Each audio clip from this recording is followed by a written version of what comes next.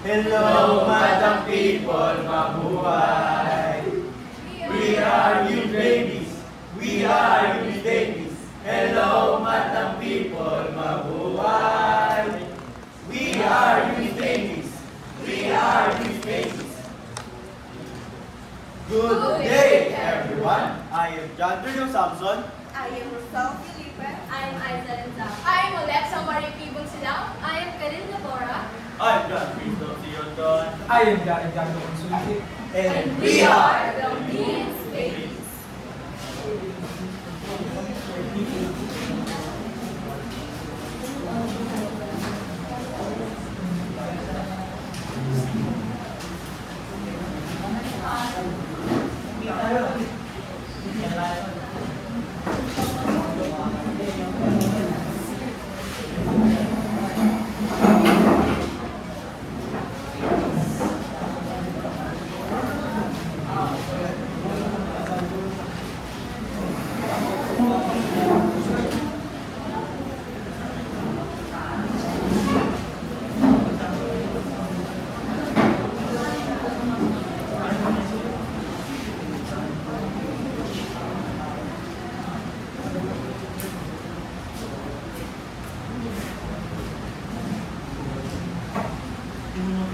Grabe yung mga ginagawa. Hindi yung lagi bilag sa araw. Oo nga eh. Kahit anong ganito din yan. Tignan mo. Hindi pa rin. Alam nyo, akala ko sanay na ako dahil araw-araw ko kasi narinig sa inyo yan. Ha? Narinig mo pala? Oo, at sa totoo lang, hindi madali kahit sabihin yung biro lang. Tumatama pa din sa akin. Hindi naman namin intention na nasaktan ka. Nag-joke lang naman kami, King. Pero bakit kailangan pagkawalan ng kulay ng balat ko? Eh, tignan mo yung balat mo. Tignan mo parang putik. Kadiri oh. Grabe ka magsalita sa akin. Ganyan ba talaga kayo? Porket ganyan yung mga kulay nyo, pare-pareho lamang tayong tao. Pare-pareho lang tayong nasasaktan, napapagod at nangangarap. Hindi naman namin alam na ganun para sa'yo. Sorry na ako, Sundi. Hindi naman namin na-realize na nasasaktan ka pala. Sana sa susunod, bago nyo gawin yung ganyan,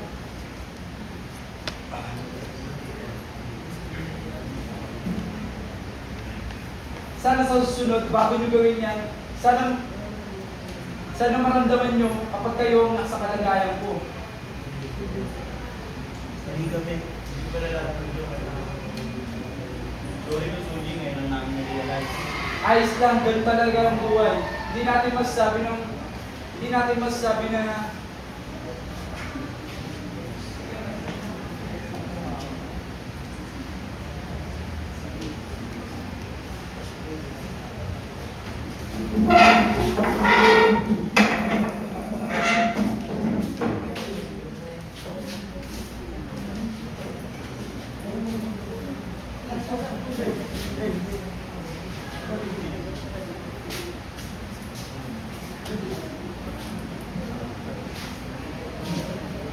Our advocacy is about breaking the chains of racism. Alam niyo ba, ang background of racism? Nagsimula ang racism na umaniwala ang mga tao na may iba't ibang lahi ang mga tao. May mga lahing mas nakakaigit kaysa sa iba. At mas lalo ito lumaganap noong pananakot ng mga Europeo noong ika-15 hanggang ika-19 na siglo. At sa paglipas ng panahon, naging normal na ito sa batas at sa lipunan ng mga tao. At hanggang sa ngayon ay nararanasan pa rin natin ang hindi pagkakapantay-pantay at pagtatrato.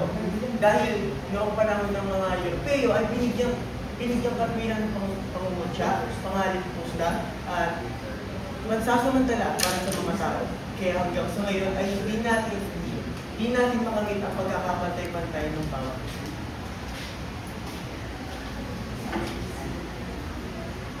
Sunod ay ang issue or problem. So next, ang pag-uusapan natin ngayon ay ang issue about sa racism. So, many young people have limited understanding of what racism truly is and how it affects individuals and communities. Isa to sa issue sa ating komunidad o sa ating bansa dahil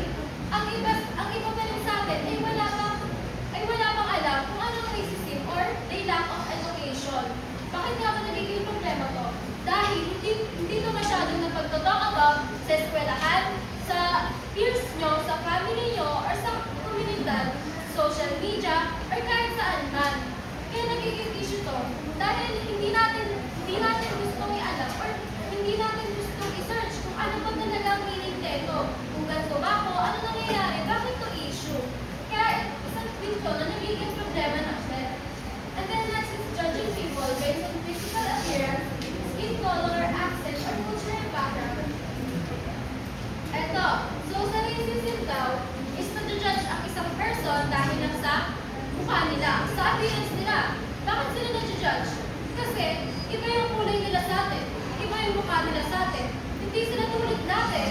So, ano ang mag-isip ng iba dun na walang alam kung ano yung difference sa pagiging racist sa ng pagiging racist nila or sa pagiging nila, bully na ang sasabihin natin dito is joke lang.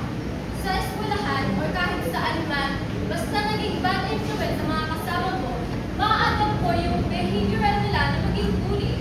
Kasi, ayun yung nasa isip mo na okay lang, mag-bully ka ng tao. Bakit? Kasi, mas black siya sa'yo, mas pangit siya sa'yo, ayun yung nasa utak mo na, syempre, wala kang education about dito or sa background, wala kang alamin, hindi mo gustong alamin, basta may mapatawa kang tao, di ba? Ayun lang yun.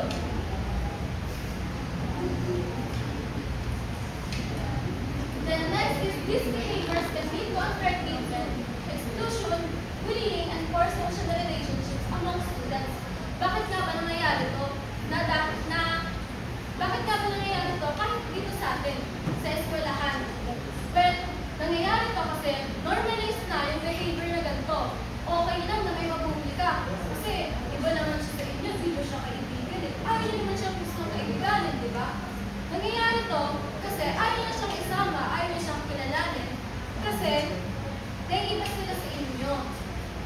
Ang problema dito is because sa tingin nyo, porket sa appearance nila, is mababa yung tingin nyo sa kanila or sa hierarchy nila. Ay hindi, huwag yan, mahirap yan, madumi nga yung balat niya eh. Ganun yung iniisip nyo eh. Tapos, sa bullying naman, aminin na natin marami din dito na bubuli dahil sa skin color. Ngayon, tanong ko, taas ang kamay ang nabubuli dahil sa skin color nila. Okay lang namin. Taas. Okay. Diba? Sa tingin natin is marami. Marami talagang nabubuli. Nahihiya nga pa sila na nabubuli sila dahil sa appearance nila, diba? So, what we're talking about this is yung issue natin dahil this is being tolerated in schools and not being addressed properly. And then next we have slur. And then the definition of slur, which is an insulting or disparaging remark or innuendo. Ano yung disparaging? And then parang may sinasabi ka na parang mas binibilitin mo yung something or someone. Yung slur kasi, alam niyo ba kung ano yung meaning ng slur? Taas ang kamay. Sino alam ng ibig sabihin ng slur? Madaming slur na nag-i-exist na hindi niyo alam. Alam niyo ba yung N-word? Alam niyo yan. Sinasabi niyo yan eh. Sabi niyo, di ba, normalize yan dito. Naligilig natin yan. Pero syempre, hindi niyo alam, slur yan. May history yan. Natulad na, diniscuss natin kanina about sa background. Bakit ba mo sabihin? Kasi slur yan eh. Dinidiscriminate mo yung isang tao, binibinitin mo siya kasi, ano siya? Kasi black siya eh. Ay yung tinatawag mo sa kanila, yung mga N-word. Meron din dyan slur para sa mga disabled people. Meron dyan para sa mga homophobic people. Ano yan? Bakit yung ginagamit yan? Kasi nakakagawa. Kasi normalize. Sa tingin nyo yung pagtawagan na yun is bro lang or ganito, ganyan. Bakit yung ginagamit? Kasi normalize. Ina-justify nyo pa kung bakit pwede yung gamitin.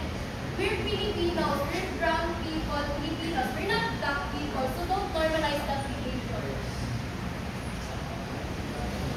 The next objective. So the objective and goal of our advocacy is, first is our objective is to educate senior high school, lalo na itong youth students na nag-advocate about racism by helping them understand what it is, how it appears in everyday life, and why it is good. So, kailangan namin mag-educate kayo youth need dahil alam naman natin na nangyayari dito yung mismo sa ating classroom. Marami na sa atin nakakaroon ng racism. So, bakit nga ba